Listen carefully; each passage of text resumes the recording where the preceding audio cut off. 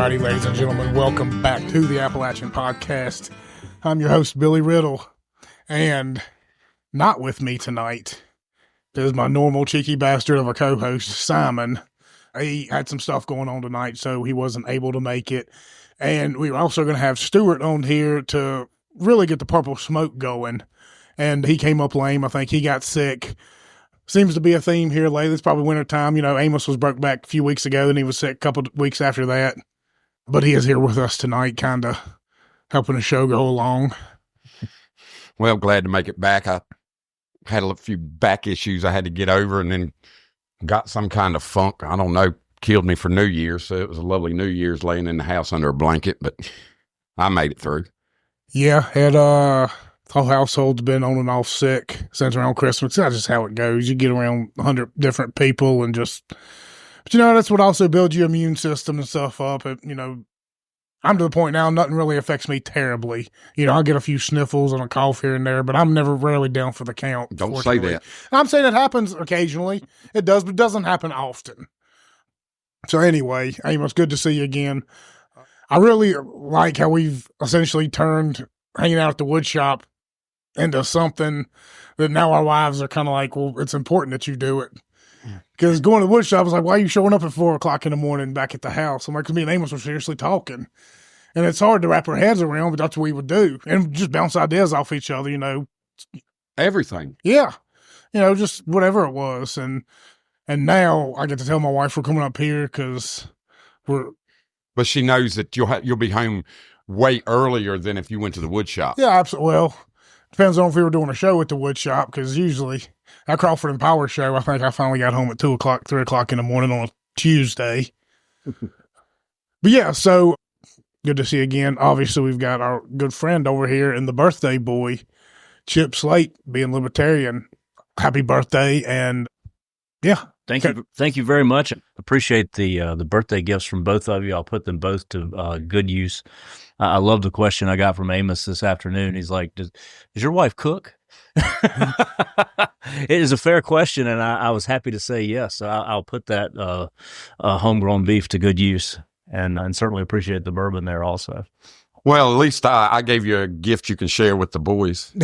That's right. Well, so did I. And well, that's true. We might wait a few years on theirs, but yeah, I appreciate that, guys. And it's good to be back. It's been a crazy start to 2025. So amen on that. There's no shortage of stuff to talk about. And, you know, we thought things might settle down, but it's just seemed to go the opposite direction right now. Yeah, it's something every single week. When I started this show a couple of years ago, I struggled a lot to try and figure out what I was going to do a show about this week and trying to get a guest in here on it. So it's nice to just, have my buddies up here as guests, and basically we're just kind of doing a show like we're talking at the wood. I still like getting guests, and that's the ultimate goal. But once again, we're waiting on those cameras to bring these people around because they deserve, those clips, Everybody deserves to see Simon getting animated. You're still going good on Facebook. If anybody hadn't figured that out yet, they are back. Almost 1 million followers and stuff. So go check out Being Libertarian on Facebook and obviously on Instagram and X as well. And you're not going to get fact checked now. Well, that's true. Although we had one come through this past week late in the game. A lot of people got it. It was actually a screenshot from CNN that they fact checked because it had to do with fluoride, possibly. I did. So that was interesting to see. So it's not quite out yet. I guess January 20th will officially have to come before we see that true shift away from that into community notes. Well, I mean, and I don't necessarily think all fact checking's bad. Well, community notes is pretty good. I like that. That system seems to be a lot better. The problem you're always going to have with actual fact checks biased. Who's your? Well, I'm not saying the ban or fact checking like they're doing now, but I'm saying there should be a way to be able to fact check stuff that's completely and utterly false. Sure. But then a couple of years ago, everything that was posted about ivermectin, either you got tossed off of Facebook or fact checked on it that it was only for animals, and clearly that wasn't true then, and it ain't true now. That's right. Yeah. Yeah, it's wild. I think we're close to 80,000 over there on Facebook, and it is. I really don't look at the comment section over there. So honestly, if you're trying to get in touch with us or whatever, very rarely do I really communicate because it's such a nasty, awful place. Like on X, yeah, you have your haters every now and then, but Facebook is just, it's horrible. So I'll go in there and I'll do our posting and I'll share stuff. But if you want to come interact, come on our page on X at, at Get On Tap, because that's where, that's where I'm kind of going back and forth with people. A lot of people, thank y'all out there, all the people on X that do follow. I read y'all's comments and stuff, how y'all listen to the show. We got people down in East Kentucky, East Tennessee, Western North Carolina. We're beyond Franklin County now, and I'm glad to have all those people out there. But yeah, I'll share a video or something, and Tara's part of the page, so she'll see some of it pop up and she'll read them off to me, and I'm like, yeah, y'all, I mean, these people are loons. Do you still have your TikTok page? Yeah, but I just use it to kind of go in there and scroll videos. I once we get clips going, I'll start sharing the clips over there. But TikTok's going to be gone in like less than Do a you week. think they will? Well, I mean, the Supreme Court's already they've passed on it, so it's Well, like I know, but they're talking about Elon maybe buying it. that ain't gonna happen. Regulators will never let that happen. He owns Twitter. Well, or you just say merge. If it's with Trump, I mean, he's with the Trump administration. I don't think Trump. Well, he's not technically with the administration. Yeah, but he is with Trump's his buddy. I mean, Trump would probably do what he asked. But I know that Kevin O'Leary and a bunch of investors have got together. They've made an offer, and Billy was talking about the nastiness on Facebook. We had, the ice storm, and boom, power goes out in the middle of the ice storm. I mean, I wake up 4:30 in the morning, power's out. Next day, I mean, I get up, get around, and get a generator. My mom-in-law, has a lot of medical issues, on dialysis. Well, I know, so get a generator, get her going. Where, I mean, she had, gas logs, so she had heat, but, boom, plug in her refrigerator, get her TV plugged in, and then go down to our house, get, our internet TV going, build a fire in the wood stove. I was absolutely really embarrassed on the local Facebook pages, how nasty the people were because they didn't have power for 2-3 days. I mean, that's, to me, do you not understand that? I mean, obviously most of these people are probably never hiked around trying to check fence on a farm. And that's all pasture. Now, you think about these boys that are out here on these mountains in ice and snow, trying to cut trees off of power lines. If you're not prepared to be in any given way without power for a couple days, you really, really, really ought to rethink your life. Right, that's on you. I mean, it was mind-boggling to me how many people were just absolutely on Facebook, like on the Franklin County, the local stuff, just losing their minds. And I was like, the same people that are raising Cain because they don't have power. Now, like the utilities right-of-ways, AEP, they got 50-foot right-of-way. You have an 80-foot, 100-foot tree standing right at the edge of a 50-foot right-of-way. So the same people that raising Cain about not having power, do you think they would let AEP cut 30 feet off of their right-of-way on both sides to make sure a tree didn't land on a power line? I don't think so. You're the same people that will get on Facebook and rant and rave about a increase in price. If AEP said, all right, we're going to put everything underground that we have, but everybody's rates are going to have to go up. Every single one of them people are going to raise Cain. Yeah, it kind of sucked not having water other than water. I went down to the farm at the spring and filled up a bunch of stuff. I had enough generators. I had everybody on our street powered up, refrigerators, freezers, internet, TV. Everybody on our street was running generators that I had stuffed in buildings. And one of the neighbors was like, you know what? She's like, I was thinking about how many people are out without power that don't have an Amos on the street. You could start a generator service, Amos's generator service. Now, you know how much time it took me working on half them things because you never run them. But I mean, that was to me, that was just absolutely showed me how ill prepared for anything most people are. I mean, most people are not prepared enough when they leave a house in the morning. If their car broke down on them and they had to be outside for 5 hours before they got help, they'd freeze to death. I mean, most people are not prepared enough. You know, to me, if I leave the house in the wintertime, I don't care where I'm going. I got clothes and stuff in that back seat just in case. Well, we're spoiled as a society. You damn absolutely. Big time, you know. Absolutely. You know, when you talk about that, talk about Western North Carolina a little bit. I thought about that the whole time. Well, I really, first off, I want to encourage everybody to go back and listen to our last show if you haven't done it yet. I think it's why we need a more professional social media person, because I didn't share the link for last week's show until today. You didn't, and I was going to I'm always a little behind on it, but part of that too is just I've got this weird desire. I want to see how it grows before I send it out there. That's a lie. And then after that, I want to see how many people, because you usually want to see in a week what people are going to get, just who are going to find us without having to be prompted. And then once I prompt, I'll see how many more it's getting at, but I really just jump on it and get go back and listen to it. We ended up doing the spaces, which Amos really needs to start joining in on because it's really easy to do. It's fun too.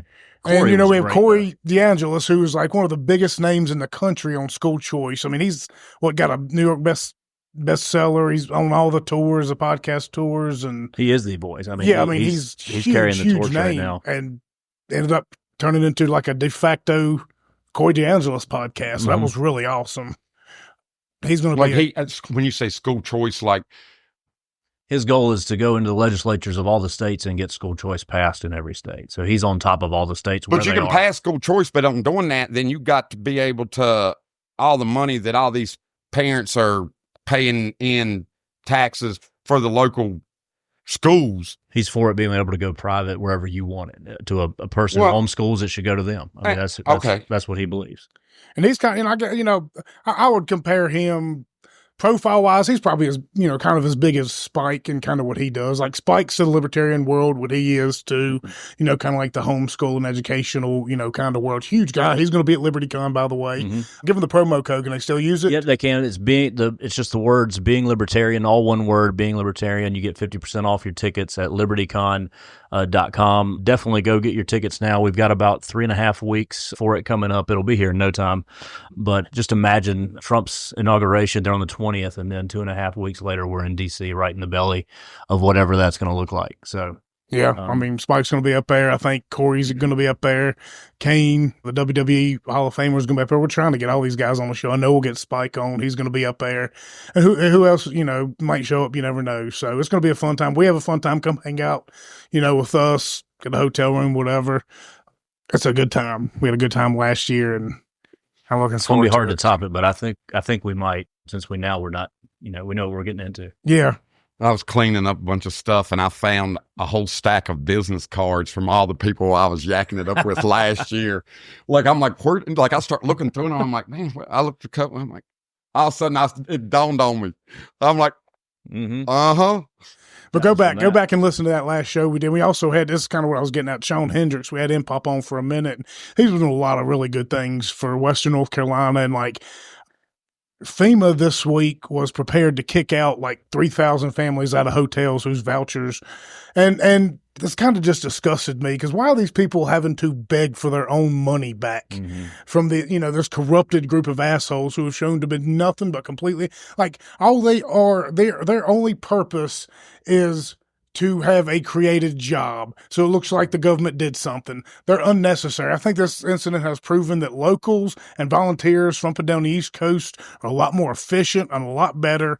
Work hand in hand with those local governments. People want to donate money, donate it straight to the people. If you want to do a concert and $25 million is raised, you go house to house or whatever, and you give everybody, $20,000, and you ought to be able to do that, Quit with the regulations, quit with all this stuff. But yeah, last minute, I guess they extended it to January 20th, the inauguration day. And I guess Trump will be able to pick it up there and make a decision. And maybe that gives some people some hope. I mean, I wish they would disband the whole entire, get rid of it. It's got to. Get rid of it. Take if you want to, take that money and that money should go to the groups like the Cajun Navy. They're doing so much better. Well, FEMA's not doing anything. All they're doing is showing up and being a middleman. That's it. I was thinking about that, and I was like, well, maybe you'd want to keep part of it for if it was like, a hazardous situation, catastrophe. But at that point, FEMA don't even do nothing then. The EPA, like that. You got specialized groups for that. So, no, FEMA needs to go. That money, the government could give that money to the nonprofit groups that are actually, God's pit crew. Well, can the government do that? Because God's in there. But man, them boys are doing so much unbelievable work. Well, and if we're to believe what Trump has said, he's going to do that. The idea of him getting the government efficiency, the Doge movement, that's the whole idea, is to basically put all of these departments and divisions under a microscope to see if they actually are efficient and if they actually work. And if they don't, then you get rid of them, you cut them, or do whatever you got to do to make FEMA's just completely unnecessary. They've proven that. Like, just everybody's like, it needs to be revamped. No, don't revamp it. Well, it needs to be gone. Done with you. It's been proven. Excuse me. But there's so many and it's not just FEMA. There's so many government agencies that are just redundant. You have Bureau of Land Management. Then you have, the Bureau of Interior. You have 4 or 5 forestry. So there's like 4 or 5 different agencies that really do the same thing. And then.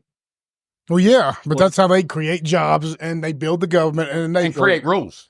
Well, but it is a central part of what Trump has said in terms of his platform. Even Pete Hegseth today in the Senate hearings, he brought it up. He said, we won World War II. We had 4 4-star generals that we won World War II with. He's like, today we have 44 4-star generals. So and look what we did leaving Afghanistan. Exactly, and I think it makes sense when you look at it. How do you make a decision when you've got that many generals, basically bureaucratically working over top of each other? You can't. Exactly. And so, it's going to have to change, and we'll see if anything does actually change with it. And also all these agencies being so politicized. The liberals want to expand government. And if you have a government job, you're not going to vote for a conservative that wants to cut government, because you might lose your job. So it's in their best interest. Yeah, and if you're part of the entitlement groups who are getting money, you're not paying taxes, you're not paying into the system, you're receiving, and you're able to vote to continue to receive. That's kind of a shit way about it as well. Well, it's just like Biden he's just announced he's given $770 to each person out in the Palisades fire. But covering every expense for 180 days. Yeah, now what a gigantic smack in the face to the people of Appalachia when he come out, because it took them 10 days to even address the situation in Western North Carolina, and a couple of days. And I'm not dismissing what's going on in California, and that's a deeper discussion. But at the same time, living in a tent in California ain't like living in a tent in Western North Carolina right now. Like to just completely ignore them for almost 2 weeks and come straight out and just promise all this stuff to Cal. It's just, if that doesn't tell you right there where the system is and where we need to be done with it, then I don't know what else is. Well, and to finish your point you were making on the government just expanding itself, when they give these checks out to people, when they give these handout checks, I mean, that's all they're doing. It's the government basically expanding their power, and making people dependent on them for what's going to happen. And it has no effect. A $770 check is not going to help these people. That ain't nothing. I mean, it's not anything for anybody. So, it's just all they're doing is expanding the dependency on government. And that's like you were saying, they make voters that way. Yeah, and that's absolutely ridiculous. I think that just being alive should not give you the right to vote. You should be able to vote if you either gave into the system an X amount of years or you're given into the system. If you are not a tax-paying working person, if you are somebody that either legitimately needs help, which I'm fine with, or you're just somebody lazy as hell, sorry. It's up to us what we decide to give and how much of it we decide to give. You shouldn't have a say in it. If you're not, if you're going to tax us, which is completely, bullshit anyway, then at least let us decide where our taxes go. Well, and that hits on what, Thomas Massey, I know we talk about him all the time, and he had a tiff, so to speak, with the Trump's folks recently. And so, but, he's brought up that why can't we have work requirements for entitlements? And he said, who can be against that? Who can be against requiring somebody to show that they're trying to get work or working at some point to actually get money from the government? And it's just crickets. I mean, that's what he deals with. Or even maybe a drug test. Possibly that one has some legal problems because they have held that is a violation of privacy. Well, plus at the end of the day, I don't know. But would it be a waste of money? I mean, you're paying for all those tests. You're paying for people to administer those tests. You're paying all their salaries and all the upkeep and stuff.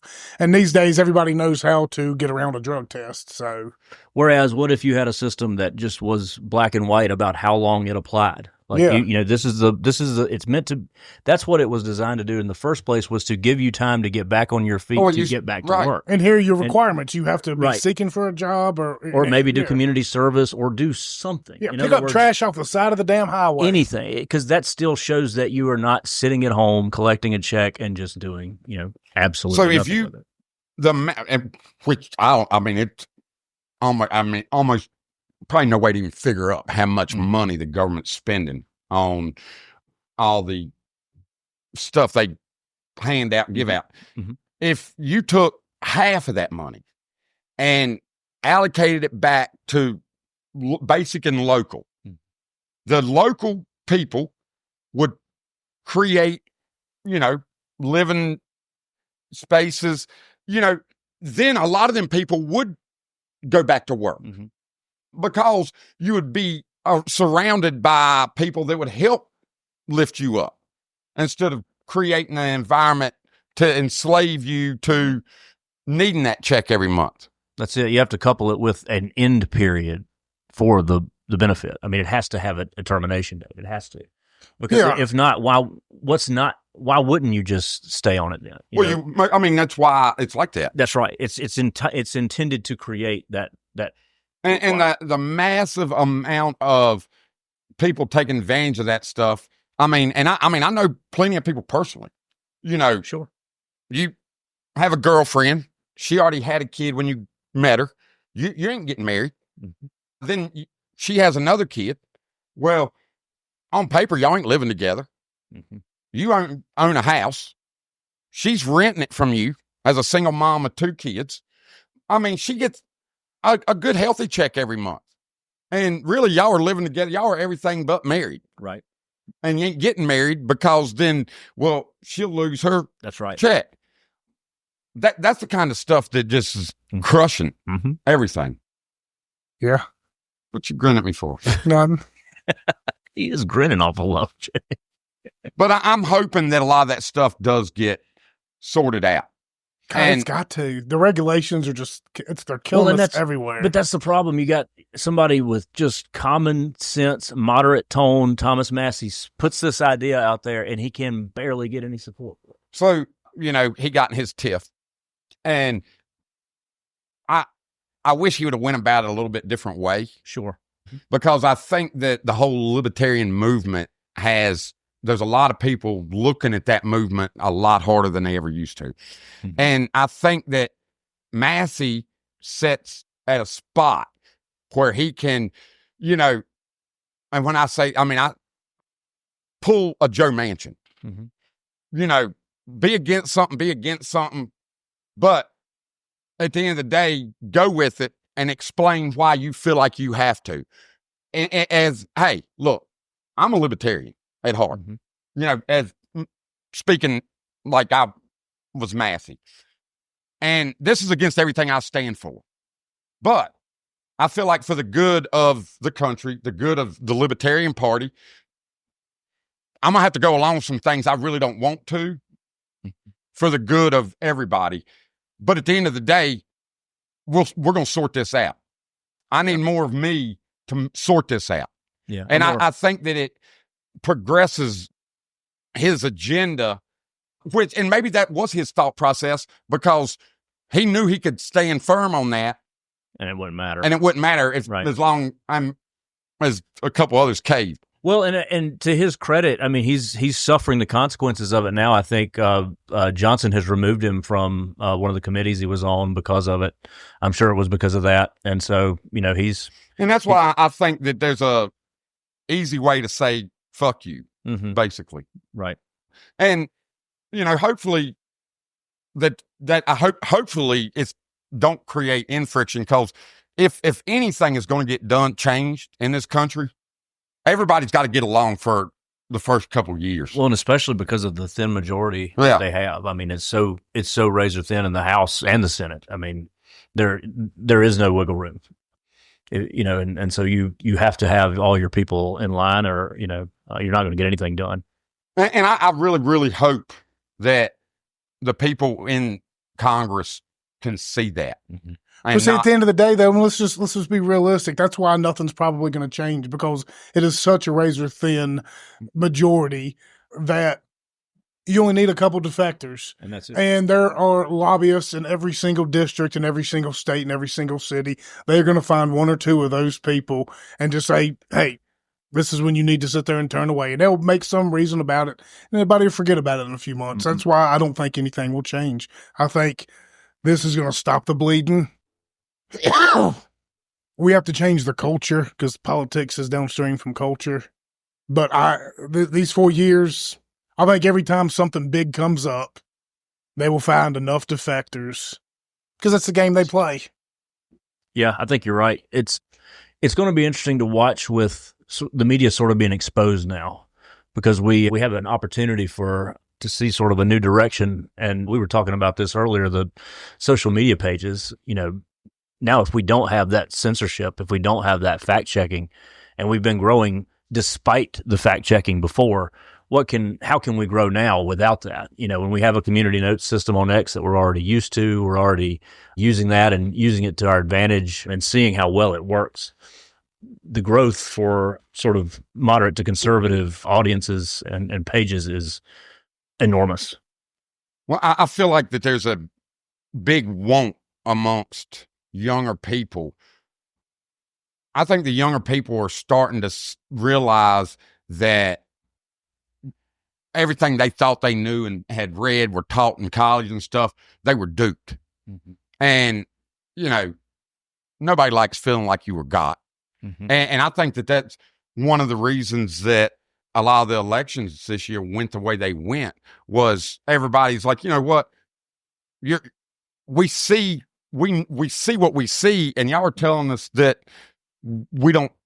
It's something different. We see X, and you're telling us why. Yeah, I mean that's, and you're right. You can't trust somebody that does that to you. And with all the movements, you weren't allowed to say anything about anything, or you were, homophobic, or God, whatever word they wanted to throw at you. Mm-hmm.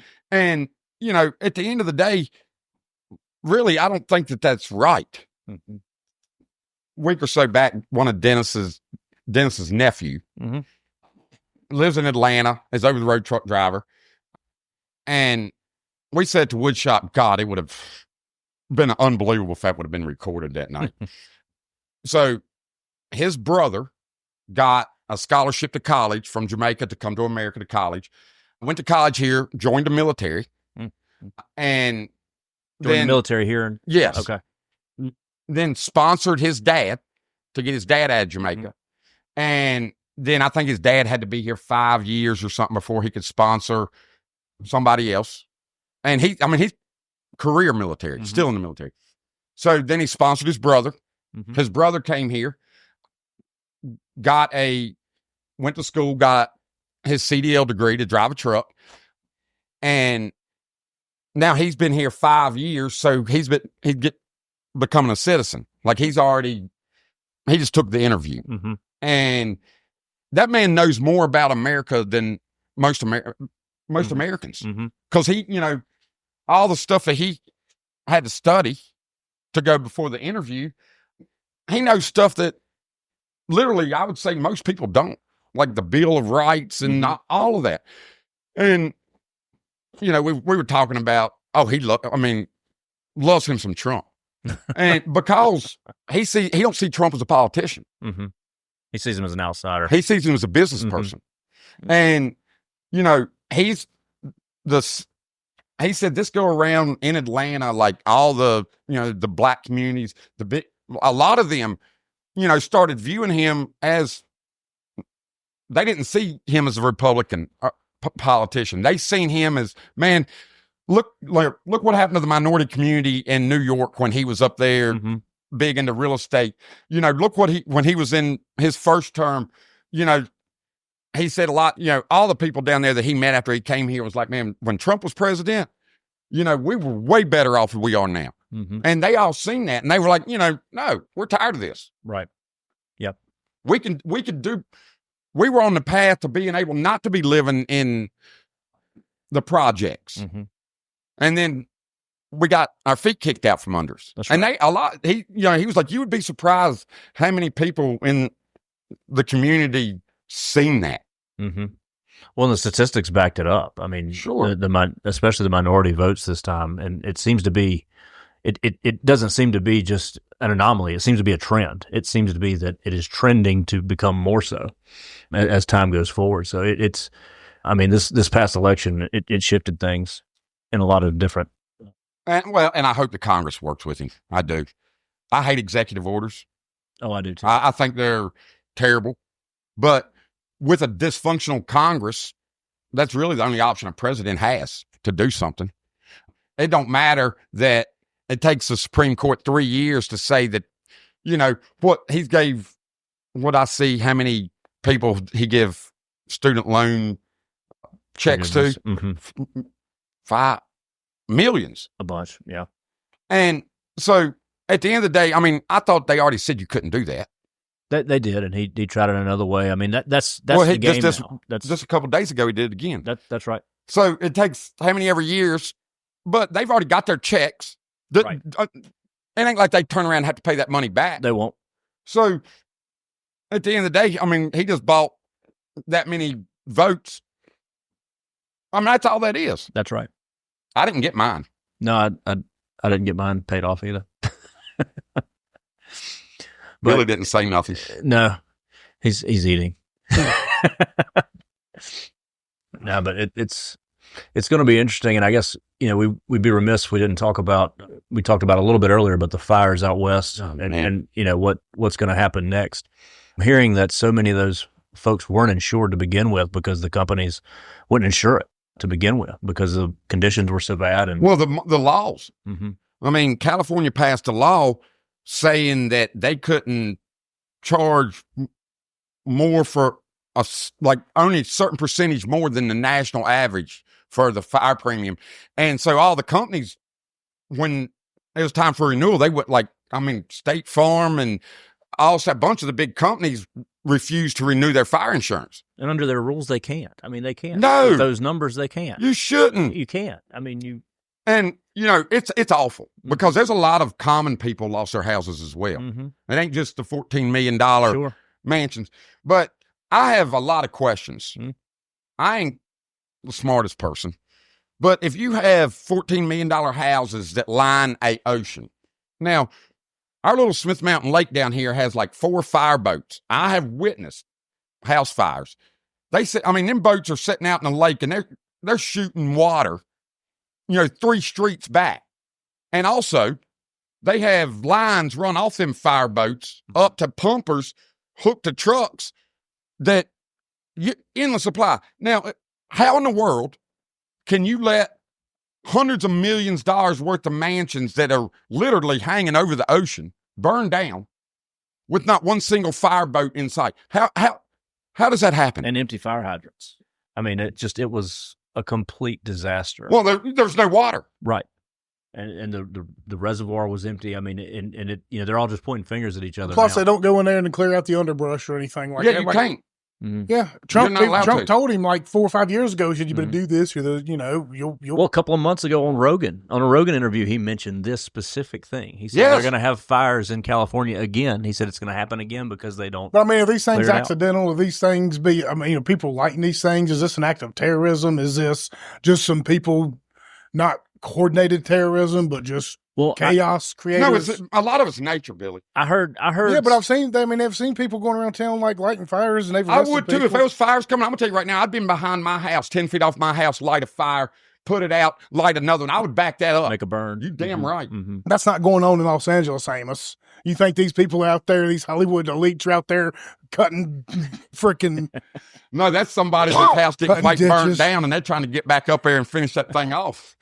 What I had heard on the radio today was they think this could be the embers from fireworks from New Year's that had just not completely gone out underneath the dirt and rekindled or in somehow. But that's the thing, they don't really know. But also, I was reading an article. There's a company out there that has this thing that measures the spikes, ups and downs in electrical current and they're all over they all over the place. And right before them fires started, there was like on that particular frame of electrical grid, there was like 20 humongous spikes. Like the wind, I think probably the wind was blowing hard enough, it was clacking them lines together and dropping fireballs. And because if you look at the graph, you have spikes that high, you something. And then it was within a couple hours or so after when that fire started. But you got to have, Billy was asking if we thought it was nefarious. So before we really started working with that, America did, back in 1800s or stuff, like they said there was like 4 million acres a year that burnt naturally. That's just natural causes. Then we started working fire management. I had it roughly 250,000 or something a year was the average. Now we're back up. After all the liberal policies come in, you can't debrush because that little mouse might not have a nest and you can't do that. Once they start enacting all them, then the amount of acreages have went back up to about where they were before we started. So that right there tells me all I need to know. Sure people can light fires and that but mismanagement of forest, most everything out there is evergreens, pine trees, and everything's dry. Oh, yeah, dry as a chip. And you have ground litter laying on the ground 2 feet thick. Well, it's just an invitation for a disaster. Well, so that's pretty understood that stuff's going to happen out there. So the big question is, why were the reservoirs empty? Why are the hydrants empty? It's this is why I kind of wish Stuart would have made it tonight, the purple smoke kind of stuff. Because when you look at Maui and you look at that land, you look at this land out there, you look at the land in western North Carolina, those beautiful river valleys and stuff, what they wouldn't give to have all those trailers and stuff just wash away and then be able to come in and start selling that shit off at resort prices, Well, Newsom has already come in and said he's got a plan to basically for LA 2.0. Right, to have people come in, to have these companies come in and buy up the land and basically do a little socialist experiment. Yes, he did. Right in the city of LA. He acknowledged this with a big smile on his damn snaky face. This weekend. Yeah, recently. It's crazy. Was it on Face the Nation or something? It was a big interview. Well, it was a big interview, but he also did like a big, publicity stunt with, a big photograph in front of the. Doesn't that make you think? You don't have a plan for anything ever, but all of a sudden you got a plan of what you're going to do to houses that burned down yesterday. Exactly. Well, maybe that is part of your plan. Well, that is the plan. If you don't let any, even if you're one of the dumbest people in the world and you live out there and you see that kind of brush and stuff, that there's potential. It's tender. Yeah. And if you make rules that you can't cut it, and then you go ahead, well, we want to let the Native Americans be able to fish for salmon again. So you blow out all the dams in the river to let them, have interviews bragging about, salmon can go 400 more miles upstream than they used to. But you also know that you should be stockpiling some water. Then your big reservoir that you're supposed to have full for this has been sitting empty for over a year for repairs. And all you have is 3 tanks of water, whatever it is, 30 million gallons. Well, this should make people sick, too, because the woman in charge of that water, These are all DEI hires, by the way. The woman in charge of that water makes like $500,000-$600,000 a year, not doing her job. These fire chiefs, these fire people, $400,000. I mean, all their big accomplishment is they're gay women. I mean, the one had the nerve in that interview to say the water authority woman. No, this is the assistant fire chief. You know, she said, well, people, you know, when they're in these situations, they want people that kind of look like them and act like them to show up. And, you know, a lot of people will say, well, you couldn't pull my husband out of a fire. And my response to that is, well, if I got to pull your husband and he's in the wrong place anyway. And it's like, you're victim shaming because you're too sorry to do your own job. You're making $400,000 a year and you're sitting there. Say if I can't pull. Absolutely. That was a quote. He nailed that. But absolutely. You have rules and regulations. If you build a house, you mandated to put egress windows in, a window big enough in every bedroom that a firefighter can get through the window. That's the reasoning behind the rule. A firefighter would be able to carry another person out that window. So, I mean, they will fail a house. You ain't allowed to move in unless you have egress windows.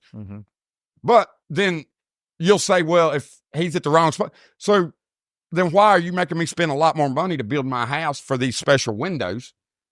If you're going to say, if I got to pull him out, he's at the wrong spot. The fire chief, I mean, she's a gay woman, right? They all are. That's their biggest. And there ain't no problem with that.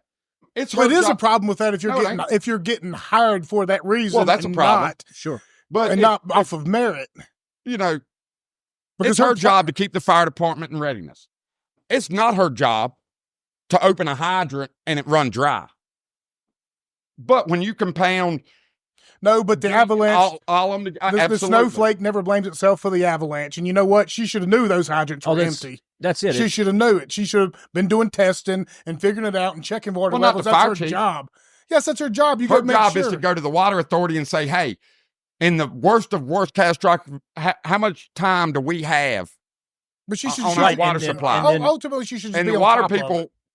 Are the ones to have that number. But if she knows there's an issue, like she now says that she's now pointing fingers just like all of them are. She's saying, it wasn't me, it was them. And so if she knew that, though, she should have went public. I mean, if you know there's a problem, then you go public and you make it so, hey, I did my part. I said, hey, I needed to do this and you didn't do it, so it's on you. That way she covers herself, but she never did that, you know. So now it's convenient for her to say it's somebody else when I agree with you. I mean, that is on her. Well, all of them are pointing upstream and Gavin points back downstream. Well, I don't know. The locals have got to figure that out. I mean, at the end of the day, they're all just scum. I mean, I'm sorry, but I was talking earlier about this. You know, honestly, every single one of these women make real good women look bad because they are so obliviously stupid and unprepared. And the really good women out there that could be doing these jobs, that could make sure there was water in that reservoir, that are on top of stuff, you know, most of those women are busy raising families and trying to keep the next generation afloat. And a lot of them are doing blue-collar jobs and stuff because they don't want to deal with the government bureaucratic nonsense. They don't want to deal with the freaking headache. It's because it's so bloated and out of control.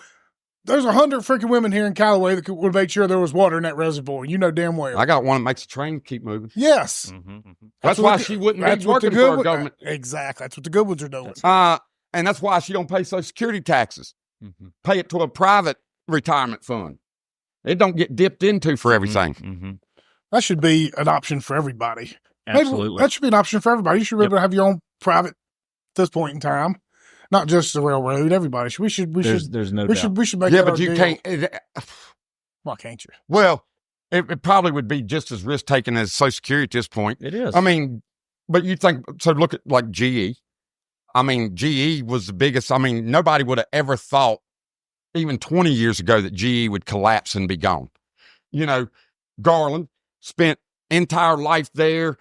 Every dollar he had into 401ks and retirement plans and life insurance and this and this. Well, then Jeff Email become CEO, run it in the ground, got caught selling jet engines to Iran, got slapped on the wrist, then went to Obama's administration. And then a few years later, next thing you know, Garland gets a letter in the mail. GE's went bankrupt. It's some other people have bought the GE brand. Your life insurance is no longer. Then you get another letter in the mail. Your pension is not going to be guaranteed. It's going through bankruptcy court and this and this. Your pension is not going to be guaranteed after December the 30th of 2024. You know, this man's in his late 70s and he spent 30 plus 40 years working there. And that's the risk you take with that. I mean, yeah, but if you didn't have the rest of the taxes and you didn't have the rest of the fees and the rest of the bullshit, and you could take your money and put it aside and do what you want to do, then it'd be up to you. They'd be like, well, damn, Garland's a 70-some-year-old man. Either he made good choices in life or he made bad choices. And obviously he made good choices because he's going to be well taken care of regardless. You know, either way. You know, but leave it up to the person. It's not our job to save everybody. That's right. It's not our job to prop up everybody. We can't do it. It's an impossible. It's like this whole word salad nonsense. War on drugs, war on poverty. They got a war on everything. It's nonsense. You're not going to stop it all. You can't save everybody. You have to just, you know, just be a realist about it. Yeah. Let people fight for themselves, fend for themselves, let communities thrive, and then let the people of those communities decide who gets help and how, because they're the ones putting in the effort to build the stores. They're the ones putting in the effort to build the roads. So somebody who wants to come into town and they're struggling, well, hey, come down to this church, we'll put you on your feet. But if you're out here, you know, causing ruckus and not doing anything to help, you just boot you right on out of town. That's how it ought to be. Well, and it'd be different if the government was actually doing better than people could, but they're not. No, I mean, they never do. They don't. And so why would you want them to continue to have the authority over something that somebody else could do better? Clearly. So I agree with you. I don't think that's fair. We ought to have that option. Yeah, I mean, like in a rural area, police. It's honestly, we probably have way too many deputies in it, and that's no disrespect to them. I know people probably get mad, but in an idealistic world, and in the right world, private property rights and 2A amendment rights, second amendment rights trump everything. And if people thought if they came on your property, they would be shot and that person would not get in any trouble at all because they're not going to hesitate. You would see crime go down. You'd see people stop messing around. You see people stop doing dumb stuff. You wouldn't have the need. You would have a need, no patrol. You just have the need for the detective guys to go in there and, hey, investigate where these people are really being bad, where they're doing some awful stuff. And focus that time, effort, and energy on those people would be so much more efficient. Well, I disagree. If anything, I would want more deputies. If they're working, the sheriff's department's the people's police. The sheriff's department has the final say. The sheriff decides who, what, and when in his county. He's the local voted in person, right? Mm-hmm.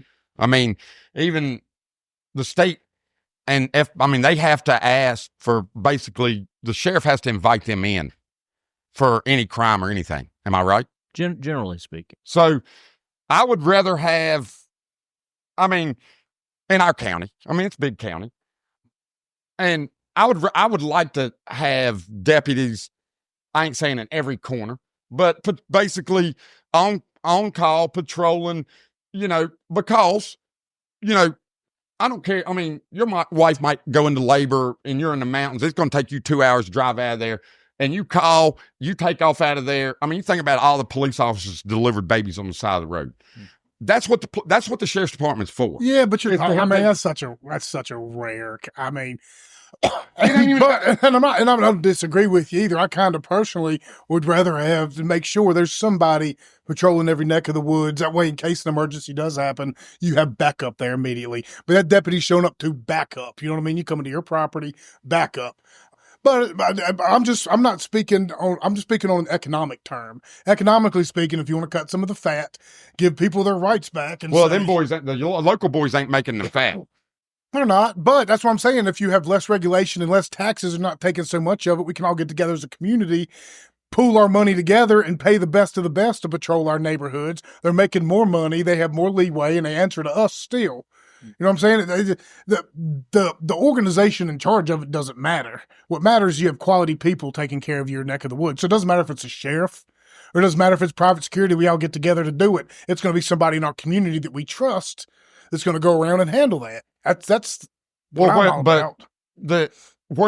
Where it becomes messy is, the federal government telling every local sheriff's department, hey, if you want government funding, you have to do this, this, this, and this. So you basically hamstring them to make sure they get the money. Well, it's a carrot and a stick, you know. But they're getting that money in taxes from us. You know, you get rid of that and let them same taxes stay here.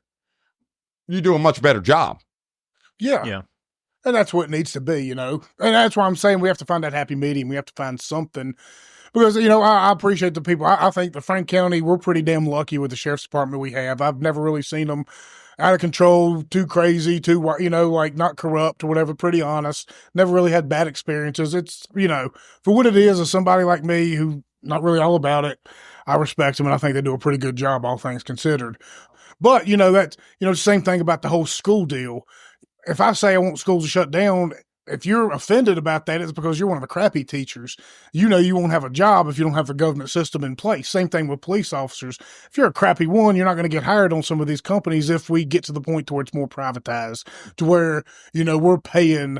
If we're paying for it, we're figuring out different, you know what I mean? Like whether it be deciding where your tax dollars go or whether we're getting more of our tax dollars back so we can pay private people.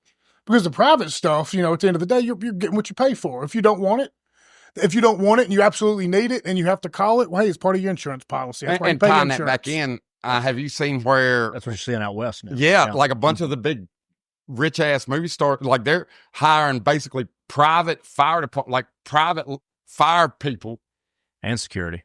To come in, and protect their house. And, you know, I was watching... interview Mel Gibson or whatever, and was talking about, you know, whatever. All right, I lost my $14 million house. Mm-hmm. But, you know, I guess being a history nerd, the thing that hurts me is, you know, them rich people have the stuff that we can't afford. Mm-hmm. And he was like, you know, after it was over, house is gone, you know, the thing that hurt me the most was, you know, he'd collect a lot of books. You know, he had books wrote in the 1600s. Mm-hmm. That's stuff that can't replace it. Mm-hmm. And a lot of them guys out there have that stuff because they can afford it. Sure. I just like to read some of it here and there. Yeah, some of the relics are gone. But they, to be quite honest, there's no comparing what happened in Western North Carolina, Tennessee, Southwest Virginia with what happened out there. Mm-hmm. I mean, it's completely opposite disasters, one's fires, one water, completely opposite economic situations for the most part, completely opposite ends of the country. Mm-hmm. You know what I mean? Like, but also, and everybody in California, if they're forced to live in tents for the next 3 months, it ain't no big deal because it's 78, 80 degrees all the time. Right. But most of them people out there, and yeah, obviously I ain't going to say all of them, but that area, what percent of them vote liberal? Mm-hmm. Probably 65, they 70%. They voted that into existence, in my opinion. Mm-hmm. Because if they would have said, hey, you know, they want to pass a law, you can't cut no brush, you have, you know, these animal activists and climate people, yeah, that's what you got to do, that's what you got to do. And, you know, the people that own them no. You know, all we're doing is creating a condition. We're building our house in the middle of a haystack. And everybody walking around smoking cigarettes. Well, and now it'll be 50-mile-an-hour wind. It'll be interesting to see next time how the votes go again. Are they going to learn from this, or is everybody just going to? Well, they're all gone. Yeah, there's going to be nobody. I mean, you know. Mm-hmm. But the problem you're seeing is, and they've talked about it, is companies like BlackRock are the only ones that are going to be able to afford to come in and buy these properties up now. And that's what they're going to do. They're going to buy them all up together, and because they're going to be the only ones. They'll have their own insurance company, so they can insure the things. Because nobody else is going to be able to insure these things, especially after this. Well, maybe. Because after this, they're guaranteed for a while without a fire. Maybe. I don't know. It's just wild to watch the contrast. It's wild to watch the reactions, and I don't know. It's still super sad what happened to Appalachia. Mm-hmm. We're still trying to talk about it as much as we can, so those people don't get forgotten about, because with every day that passes, fewer and fewer people are down there, fewer and fewer people are helping. And that's just nature. You know, volunteers can only give so much. They only have so much time. And of course we have a terribly cold winter. Yeah. Oh, it's unseasonably cold. What is it? Amos, you know the Bible front and back. not to take it off crazy, but I mean, doesn't it say in Revelations that the storms and whatever be unrecognizable and stuff? I mean, just think about this. We had tornadoes, a hurricane, and massive biblical flooding in Western North Carolina. We've had fires in Maui on crazy scales. We've had, what's happening in California right now. It's just devastating. I mean, is this this is unprecedented. It's not California unprecedented. You knew that was coming, but still in the Bible, it doesn't say how. It doesn't say how these crazy storms are going to happen. It just says they're going to happen. So here's how I feel about it. There's cities that are 40 feet under the ocean and countries that they're finding, and from that are 2,000 years old. Well, they didn't get under there on their own. The Appalachian Mountains at one point was the tallest mountains in the world. Now they're not. Now there's a set of Blue Ridge Mountains that somehow got slid off the top to where we are. So, and all we know really is the last 150 years of what's been going on in America, at best 200. So no, they dig up fossils, the entire Midwest from the Rocky Mountains to the Appalachian Mountains. You can dig fish fossils and find fish fossils in fields. Mm-hmm. So that's a sign of a great flood. That's a sign that at some point that was an ocean. That's right. Or it was a great flood. So to me, I feel like that we think we're real smart and we think we know a lot, but in the grand scheme of, the world, we just really don't know anything. And in a short span. So to me, no, I think this kind of stuff is completely natural. I think the earth, for as long as it's been around, has had warming periods. It's had cooling periods. I think the North Pole and the South Pole have probably shifted. Magnetic fields has probably shifted and has created extinctions over time and moved tropical places from here and snow caps from here. And I just feel, there's a reason them massive valleys where people were built in North Carolina are there. And if you happen to be in that generation when something happens again, that's just the way it happens. Yeah, but at the same time, we clearly have cloud seeding. We clearly have weather manipulation. We clearly have incompetence, when it comes to the fires and stuff out west. So, well, and that's why the question, when it ties back biblically, is kind of crazy, because it doesn't say when or where. It just says it's going to happen. So we have to at least be able to have that conversation. Is it purposeful? How much of the world was known when the Bible was wrote? What's that? How much of the world was known when the Bible was wrote? It really depends. Who knows? We think we know, but do we really know? there's things out there right now that they can't explain. And but I'm saying the Bible, the people that wrote the Bible, and that there was no part of the world known to them individuals other than where they were at. Well, I don't know. A bunch of them traveled quite a bit, didn't they? That's why they were wise people. And but from Israel to Egypt to, not in the grand scheme of things. Yeah, they weren't. And I think there are layers to this. As with anything, you've got the natural things, which I think Amos is absolutely right. This is natural. A lot of this is natural progression. I think because of internet society, we're hearing about more things in all over the world more than we used to. But then you also have sort of man's intervention into nature. You have, like you say, cloud seeding and things like that going on. We have absolutely no idea how that affects climate overall, but again, we know that's happening in certain places, and then on top of that, you have things like drones. There are things that we don't know, or that the ordinary person just doesn't know, that other people do know. And so I agree with you, Amos. I think we don't know a whole lot. I think in the last 150 years, we've got the best snapshot that we have, but that's all we have is a snapshot of what everything actually right is. And now they have the LiDAR technology, which is unbelievable to me. And things that every history book, every book through the ages told you, now they're flying over places and finding out that, they really don't know nothing.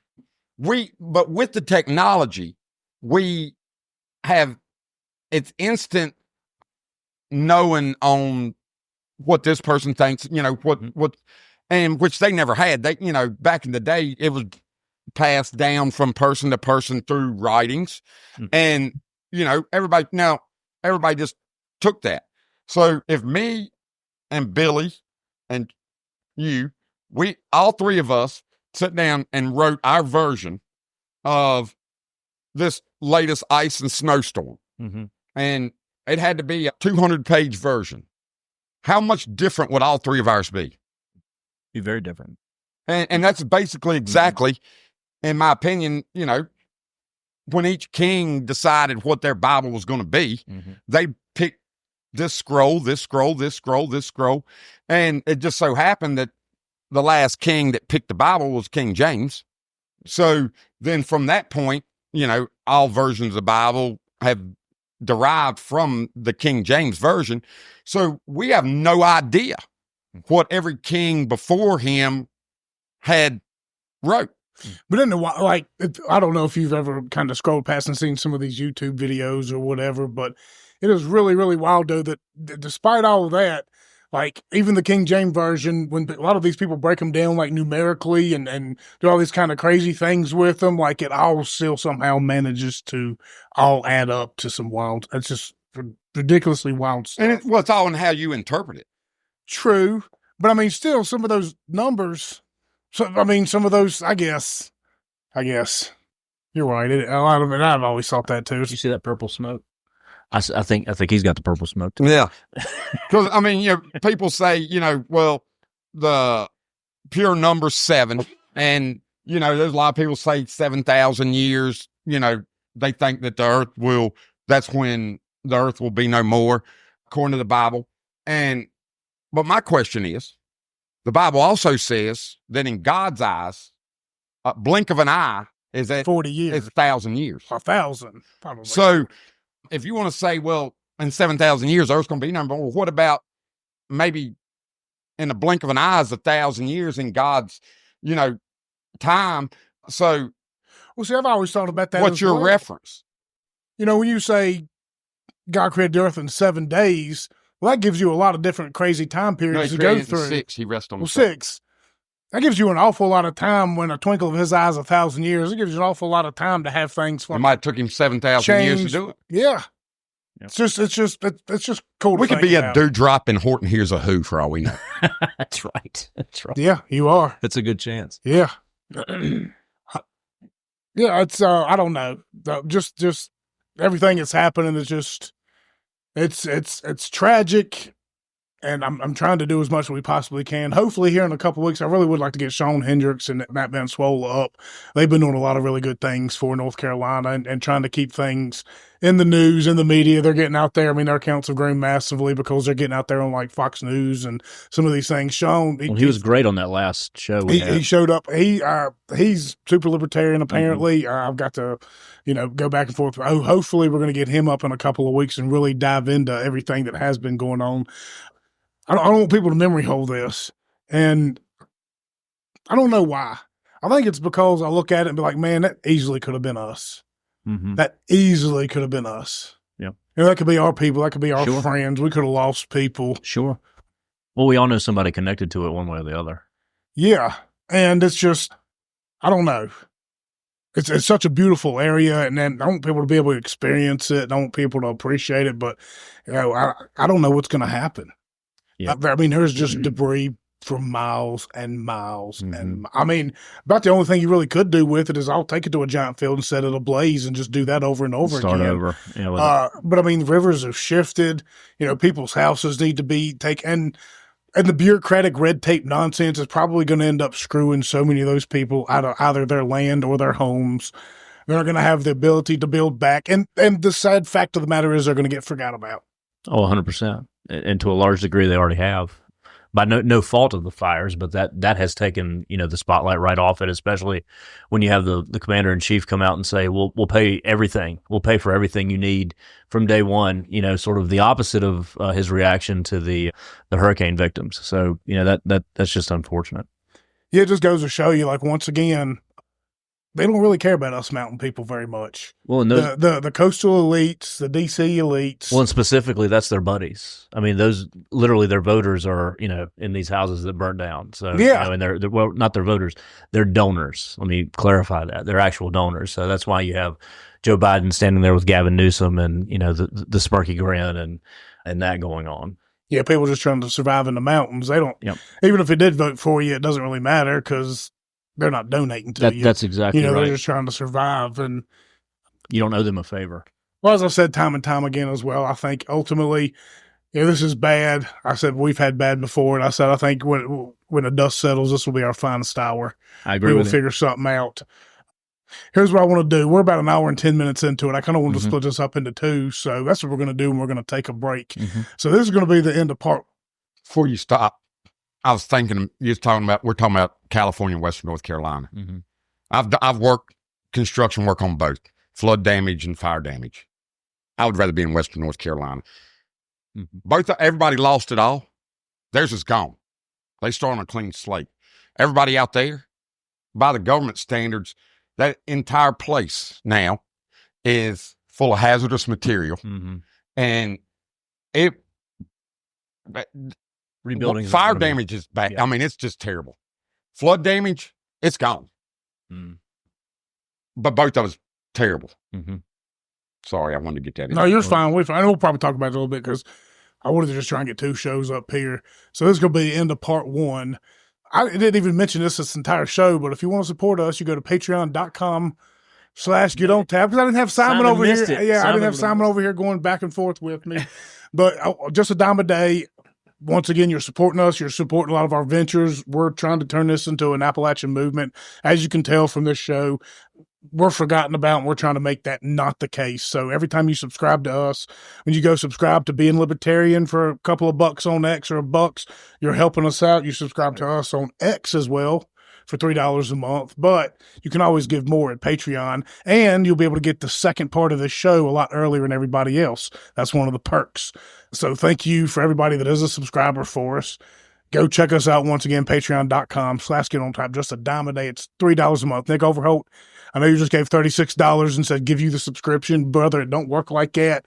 I'm going to need you to pay another $36 and come back on and actually go to the website and sign up. Because if I could, I would just, for the people on X that subscribe, I would give them the okay through their email, but Patreon won't allow me to do that. So go there.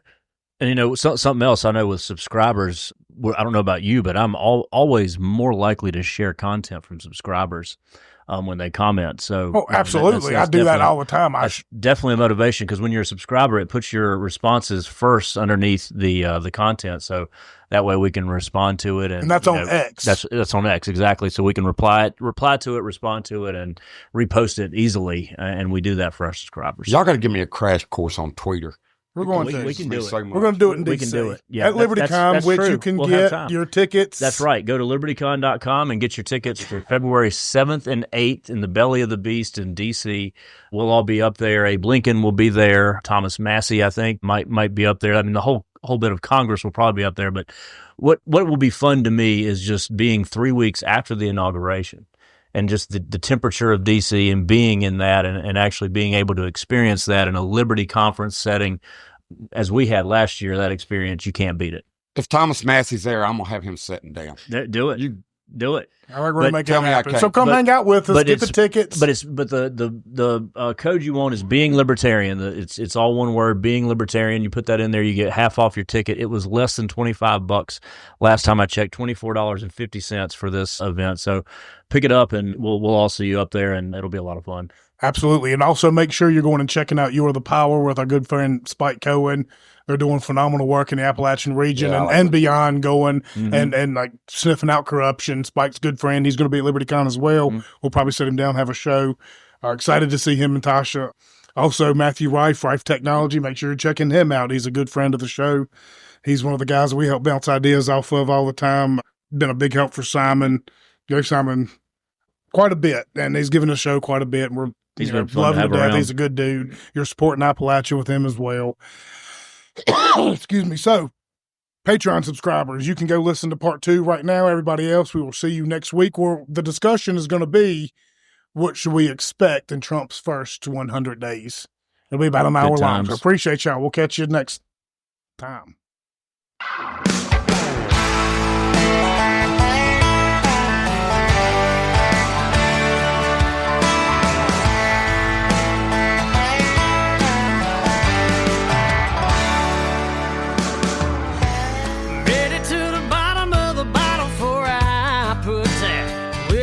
Record on. And much to my own surprise, I realized I hadn't been this drunk for so long. Spent all my money chasing some good-looking honey down in a honky-tonk. I thought she was a queen of hearts, but she turned into a joker that didn't hang around too long. So, oh Lord, if you're up there smiling down on me, I don't ask for much, I only take just what I need. So give me weed, give me whiskey, and play a Hank Jr. song.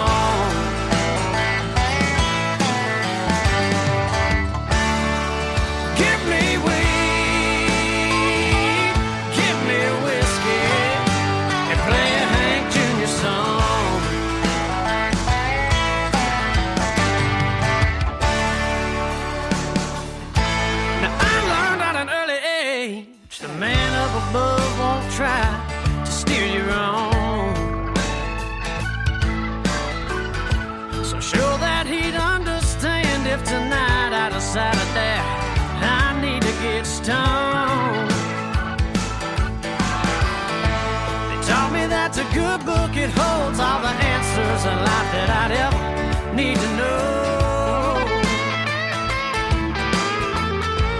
Whiskey been in hellbound, this show hit me right. It rocks me right down to my soul. So give me weed, give me whiskey, and play a Hank Jr. song.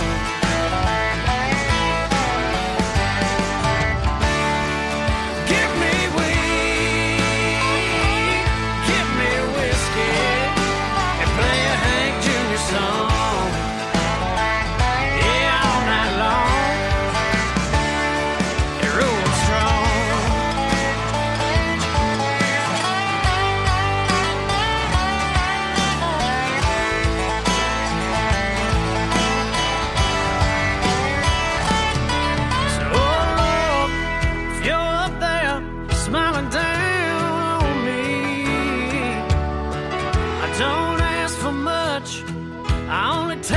What